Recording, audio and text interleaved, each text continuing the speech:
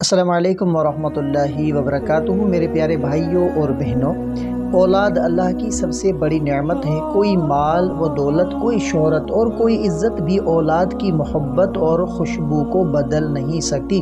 لیکن بعض اوقات اللہ تعالیٰ اپنے بندوں کو آزمائش میں ڈالتا ہے اور دیر سے یا کسی حکمت کے تحت اولاد عطا کرتا ہے۔ آج کی ویڈیو میں ہم بات کریں گے کہ اللہ سے اولاد کیسے مانگنی چاہیے۔ تو قرآن اور حدیث کی روشنی میں وہ دعائیں اور طریقے جو دل کو سکون دیں اور اللہ کی رحمت کو متوجہ کریں۔ تو قرآن کریم سے رہنمائی کہ قرآن کریم میں کئی انبیاء اکرام نے اللہ سے اولاد مانگی۔ حضرت زکریا علیہ السلام کی دعا سورہ مریم میں ہے کہ ربی لا تذرنی فردن وانت خیر الوارثین، اے میرے رب مجھے اکیلا نہ چھوڑ اور تو بہترین وارث ہے۔ اسی طرح سورہ آل عمران میں ہے کہ حضرت زکریا علیہ السلام نے دعا کی، اے میرے رب مجھے اپنی طرف سے نیک اولاد عطا فرما، بے شک تو دعا کو سننے والا ہے۔ تو یہی وہ دعائیں ہیں جو قرآن ہمیں سکھاتا ہے کہ اولاد ہمیشہ اللہ سے نیک مانگنی چاہیے، کیونکہ اولاد صرف دنیا کی زینت نہیں بلکہ آخرت کے لیے صدقہ جاریہ ہے۔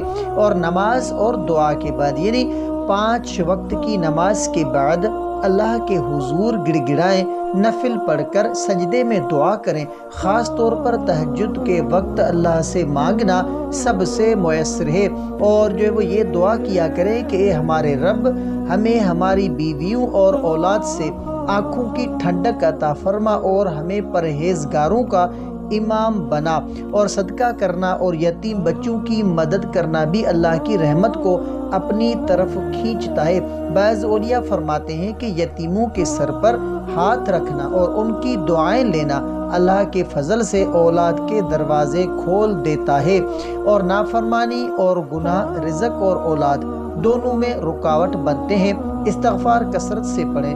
قرآن میں ہے کہ استغفار کرو تو اللہ تمہیں مال بھی دے گا اور بیٹے بھی دے گا۔ امید اور صبر میرے عزیزوں، کبھی یہ نہ سوچیں کہ دعا قبول نہیں ہو رہی۔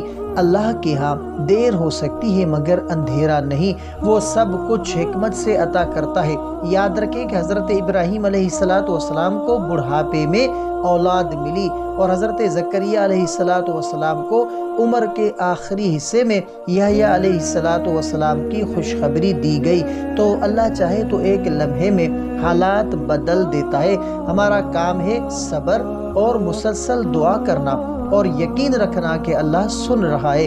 تو پیارے بھائیوں اور بہنوں، اگر آپ اولاد کی خواہش رکھتے ہیں تو نیک نیت کے ساتھ دعا کریں، استغفار کریں، تہجد میں گڑ گڑائیں اور قرآن اور حدیث کی وہی دعائیں پڑھیں جو انبیاء اکرام نے کی۔ انشاءاللہ رحمت کے دروازے ضرور کھلیں گے۔